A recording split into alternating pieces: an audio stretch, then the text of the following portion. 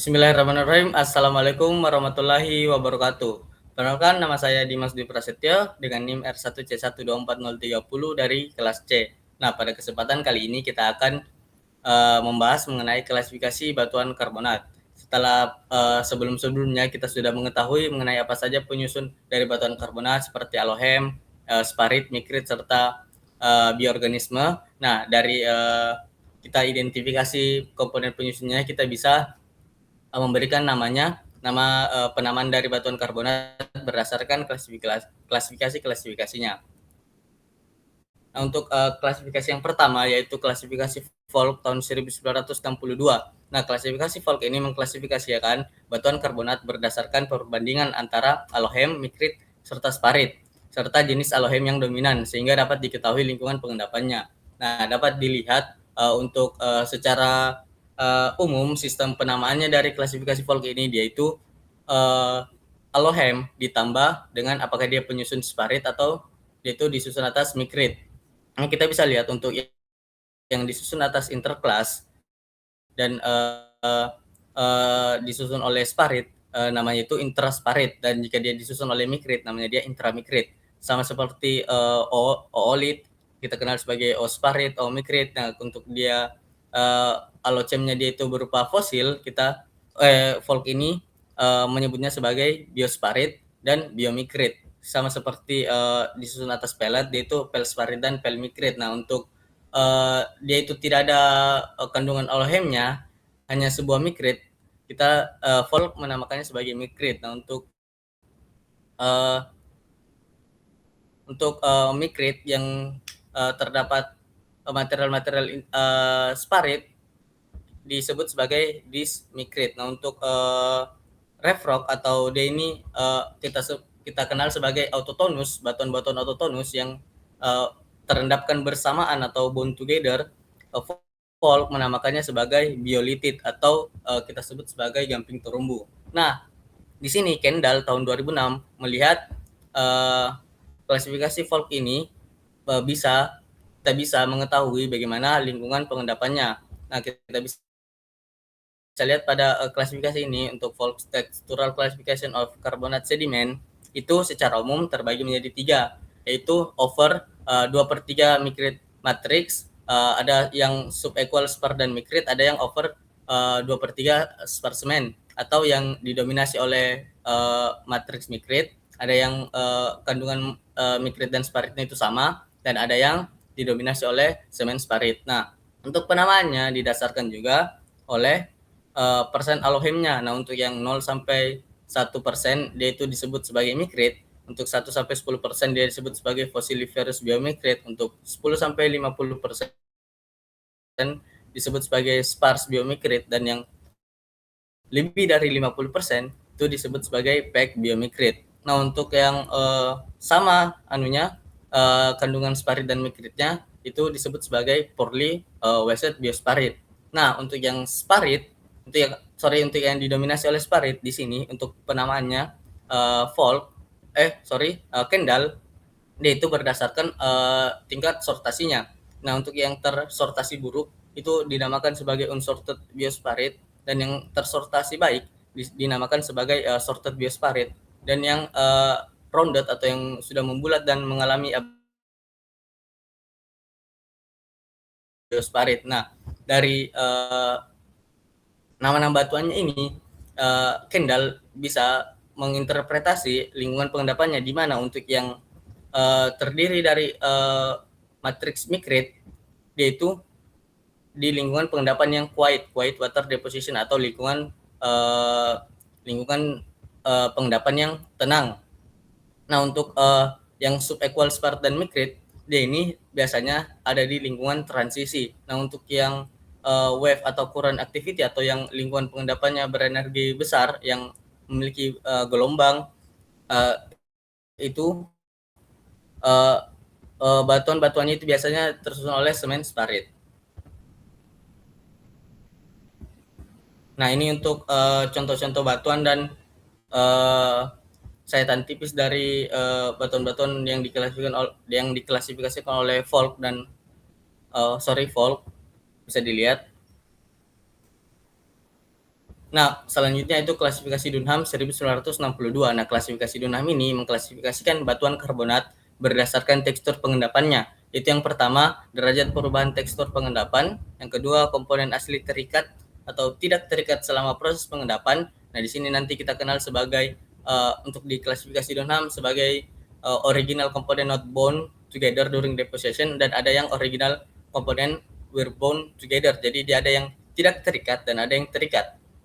Nah, yang ketiga itu tingkat kelimpahan antara butiran dan lumpur karbonat. Nah, kita pada klasifikasi ini kita bakalan mengenali istilah grain support dan mat support. Nah, lanjut ke klasifikasinya. Nah, secara garis umum klasifikasi Dunham ini terbagi menjadi dua. Ada yang tekstur deposisinya masih bisa teramati dan ada yang sudah tidak teramati. Nah, yang sudah tidak teramati kita kenal sebagai kristalin. Nah, kristalin ini terbentuk akibat proses presipitasi dari material-material karbonat yang berubah menjadi kristal yang kita sebut sebagai kristalin. Nah, untuk yang masih bisa teramati tekstur deposisinya itu terbagi lagi menjadi dua yang sudah tadi disebutkan, yaitu ada yang terikat bersama pada saat deposisi dan ada yang tidak terikat pada saat deposisi. Nah, untuk yang terikat bersama pada saat deposisi kita sebut sebagai bundstone atau gamping terumbu. Nah, di bundstone ini untuk lingkungan pengendapannya sendiri dia itu ada di reef front. Jadi ada di reef front. Nah, jadi untuk bundstone ini uh, dia itu komponen-komponennya dia terikat. Jadi dia itu mengendap di situ, terdeposisi di situ. Jadi dia itu tidak menerima komponen-komponen penyusun dari luar cekungannya. Nah, untuk yang tidak terikat, dia itu terbagi lagi menjadi dua. Ada yang mengandung lumpur dan ada yang tidak mengandung lumpur, dan dia itu grain support yang kita sebut sebagai grainstone. Jadi dia itu pengikatnya sudah bukan lagi lumpur tetapi butiran-butiran. Nah, untuk yang mengandung lumpur itu dia terbagi lagi menjadi dua, ada yang mud support dan ada yang grain support.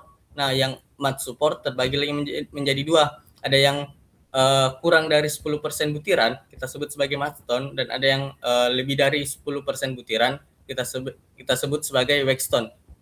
Nah, untuk yang grain support kita sebut sebagai packstone.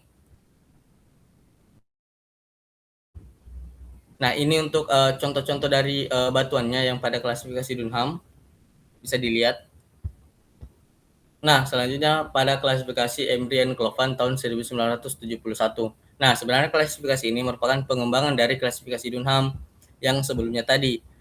Secara umum Embry and Clovan membagi batuan karbonat menjadi dua, yaitu autotonus yang yang konsepnya seperti tadi sama, di mana autotonus dia itu di mana batuannya itu berasal dari batuan ini terikat bersama komponen-komponen penyusunnya. Jadi dia itu bond together istilahnya.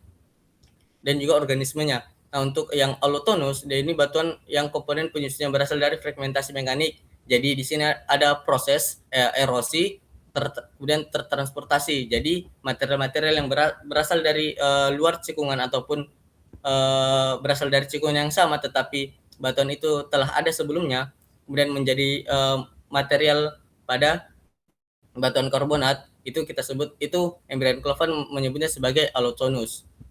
Nah, lanjut ke klasifikasinya. Nah, untuk allotonus sendiri sama seperti tadi, karena ini merupakan pengembangan dari klasifikasi Dunham, tapi yang berbeda di sini, kalau tadi hanya ada grainstone yang tidak mengandung mud, nah di sini itu membagi lagi menjadi dua, yaitu untuk kandungan 10%-nya itu lebih dari 2 mm komponennya, itu terbagi menjadi dua, itu jika dia matrix support atau komponen-komponennya itu mengambang di atas matrix, itu Embry and Clovan menyebutnya sebagai floatstone. Nah, untuk yang komponen utamanya itu dia lebih dari 2 mm sehingga komponen itu sudah saling bersentuhan, kita sebut sebagai roadstone. Nah, di sini yang untuk autotonus, kalau pada klasifikasi Dunham hanya menyebutnya sebagai bondstone. Nah, tetapi di klasifikasi Embryoncloven ini membagi lagi menjadi 3.